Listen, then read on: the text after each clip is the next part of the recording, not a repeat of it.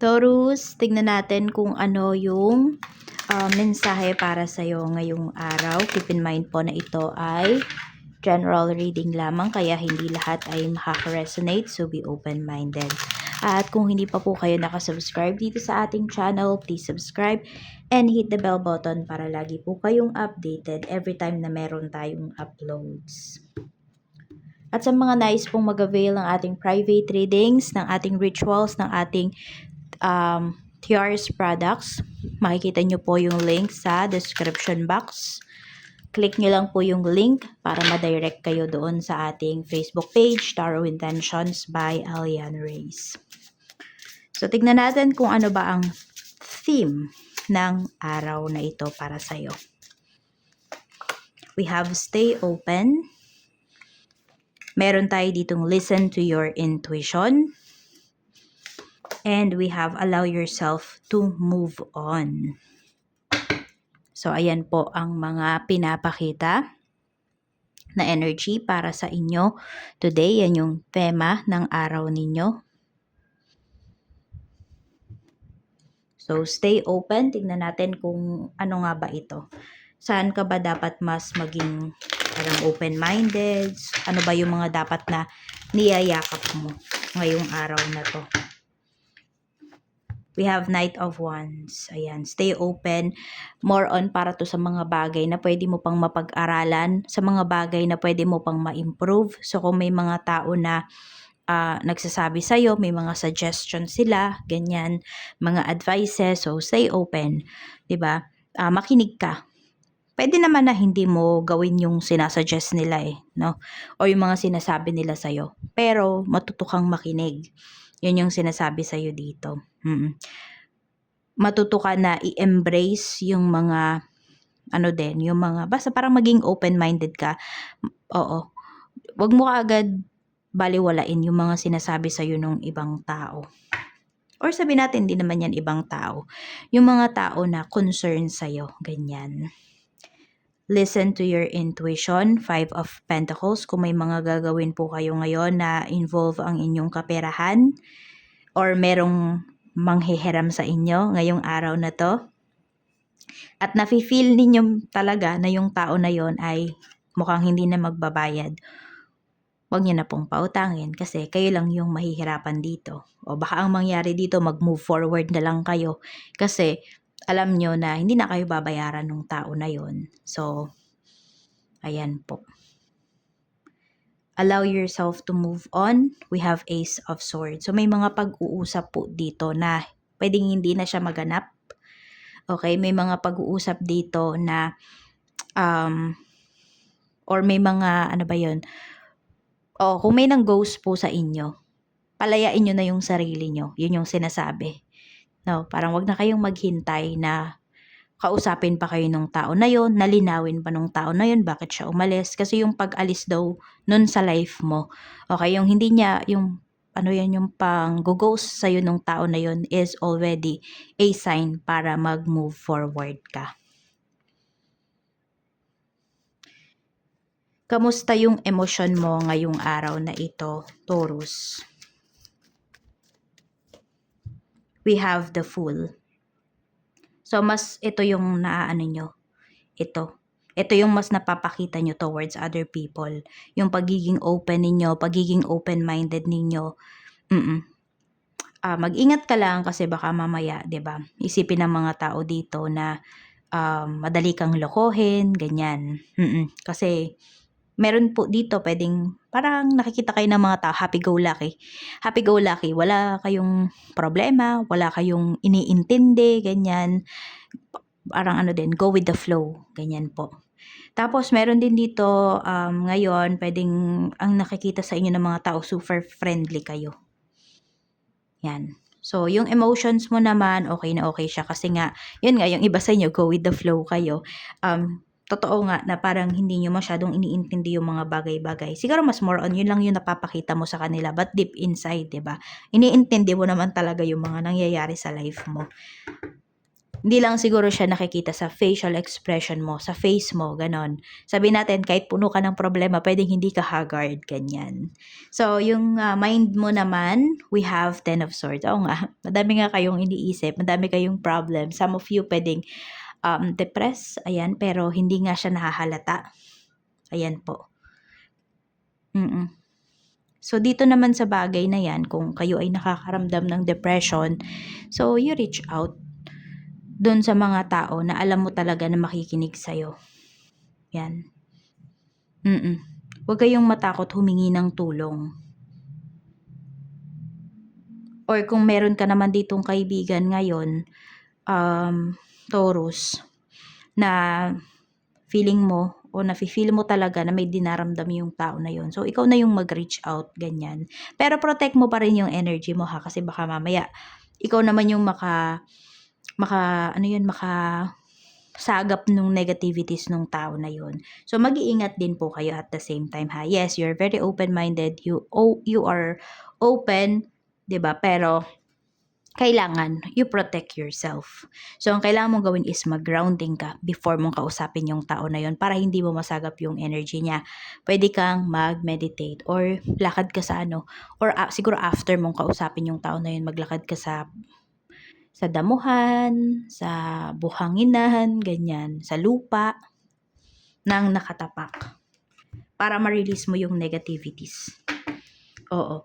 Yan. Kung wala ka namang kakilala na yan, may pinagdadaanan, so this is you. Para kumalma yung isipan mo, ganun yung gawin mo. Kamusta naman yung iyong spiritual health? We have 3 of Pentacles. So, need mo din tong pagtuunan ng pansin. Kung meron dito na, ayan po, may na-activate na, may lumalabas na gift po ninyo, nadidiscover nyo to. So, i-discover mo talaga to. Magbigay ka ng time. Yan, magbigay ka ng time. Paglaanan mo talaga to kasi makakatulong to sa'yo sa mga, ganap sa life mo. So, wag mo din tong babaliwalain. 3 blessings na pwede mong ma-receive today. So, pwedeng ito ay big blessings or small blessings. Pero tignan natin. We have 5 of Swords. Malalaman mo kung sino yung mga tao na hindi talaga totoo sa'yo. So, listen to your intuition. And alam mo, pwedeng ito yon, yung about sa spiritual health mo. Pwedeng nakakakita ka ng mga aura ng mga tao. So, nalalaman mo agad, nakikita mo kung nagsisinungaling ba sila, kung totoo ba sila sa'yo. Ayan po. So, may marireveal din dito sa'yo na conversation yung parang sabihin natin, print screen, yan. So, basta malalaman mo sino yung totoo sa'yo. We have the Emperor. There is someone na magiging masunuri naman sa'yo ngayong araw. Parang basta kahit ano yung iutos mo sa tao na to, parang hindi siya tumututol, ganyan. Hindi ko alam kung may nagawa ba tong kasalanan sa'yo or may nasira ba tong gamit mo. Basta parang maninibago ka dun sa tao na yun. Tingnan natin. Pero positive naman yung energy dyan. Diba? Kasi nga blessings nga ito na marireceive mo today. 4 of Pentacles. Ayan po. So, ito, mapipigilan mong gumastos ngayon. Yan po. More on, delayed gratification. Mas maiisip mo na, teka, wag mo na akong gumastos, tsaka na lang. Ayan. So, makaka-save ka ng money ngayong araw na to. Hindi mo magagalaw yung ipon mo, tipong ganyan po. So, energy naman ng mga makakasalamuha mo today, yung pinakamalakas. We have Queen of Wands. So, matataas yung, some of you, pwedeng mga matataas na tao yung makakasalumuha mo, mga boss, mga managers, ganyan po. Or meron din dito, pwedeng mga, alam mo yung parang pang beauty queen, pang pageant, sabi natin, pang pageant yung mga beauty ng mga tao na to. So, pwedeng, alam mo yung humahabol yung energy mo.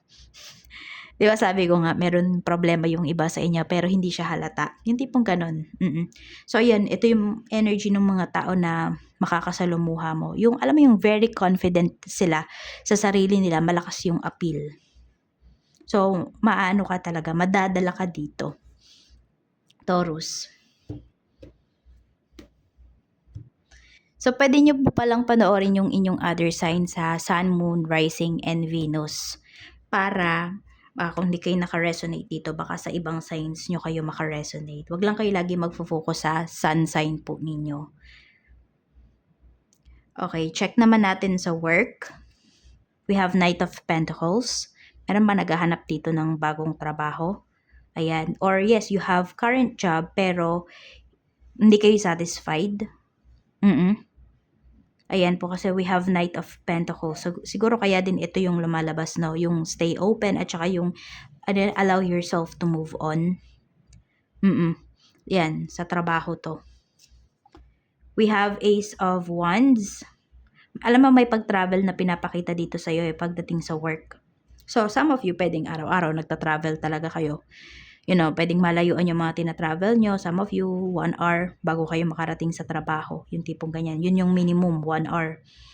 So, napapaisip ba kayo? Sulit ba? So, depende pa yan, di ba, kung heavy yung traffic.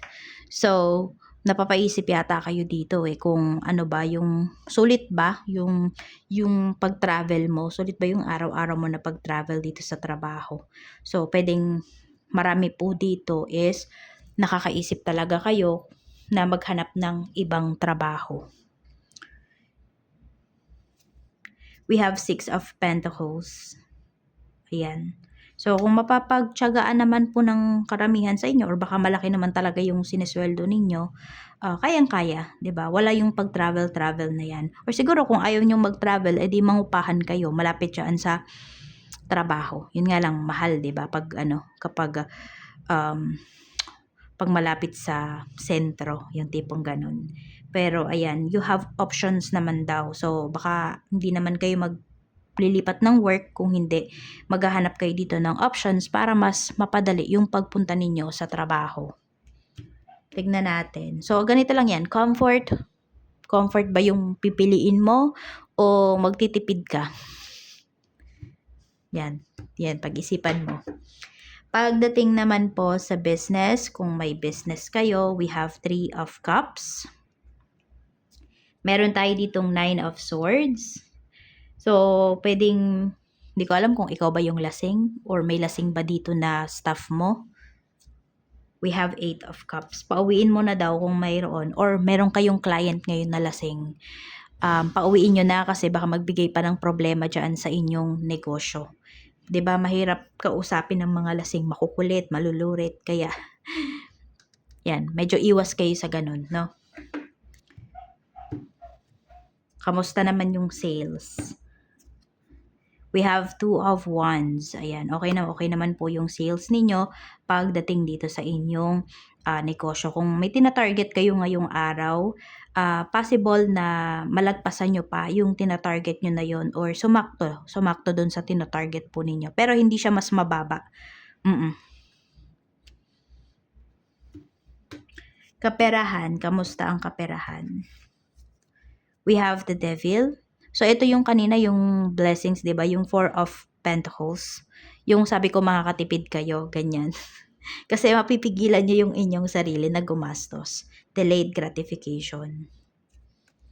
We have 9 of Cups. May hinihintay ba kayong kaperahan dito? Yan, pwedeng bago matapos yung araw na to or some of you pwedeng 1 week, after a week is ma-receive nyo na yung money na hinihintay po ninyo.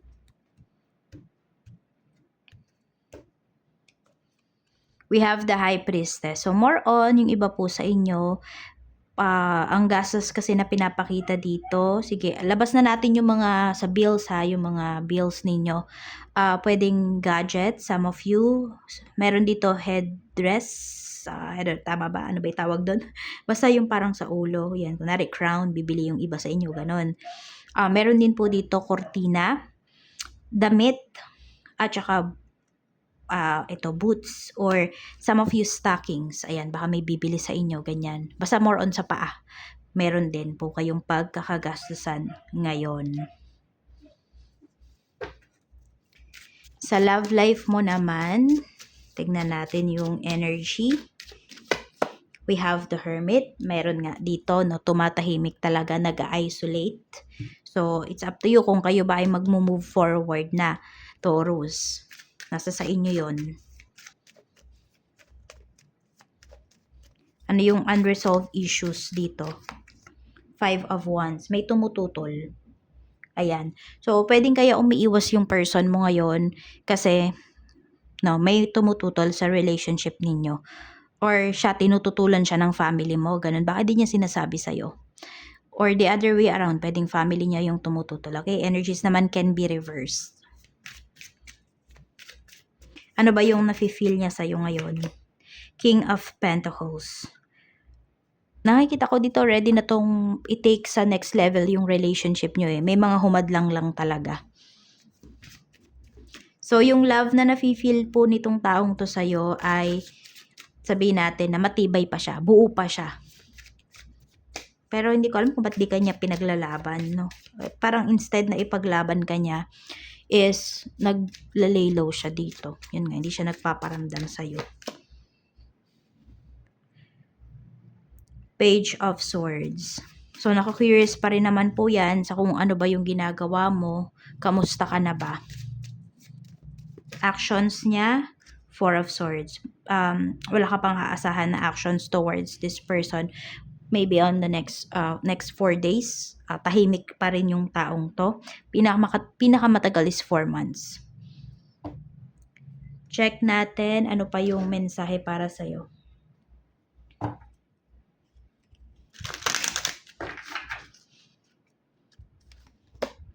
Environmentalist. You're an earth angel who was born to protect, nurture, and teach about nature and the animals. Ayan po. So, yun lang. Hindi nyo lang kung di naman kayo, yung field ninyo, hindi naman about sa mga animals, hindi naman about sa nature. So, need nyo lang po is yun sinabi ko kanina, mag-grounding po kayo. Yun yung kailangan nyo. Para ma-release nyo yung mga stress, para bumalik po yung maganda ninyong energy. So, gawin nyo na yon, practice nyo na yon, Taurus. Okay? So, yan lang yung mensahe para sa iyo ngayong araw. Maraming salamat. And, ayan, kung meron kang wish, meron kang gustong sabihin, sabihin mo na.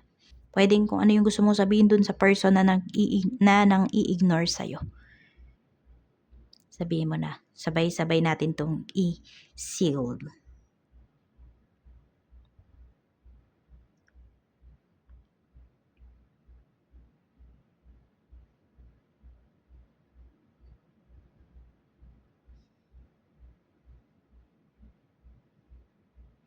Okay, pagkabilang ko ng 3, sabay-sabay natin tong hipan.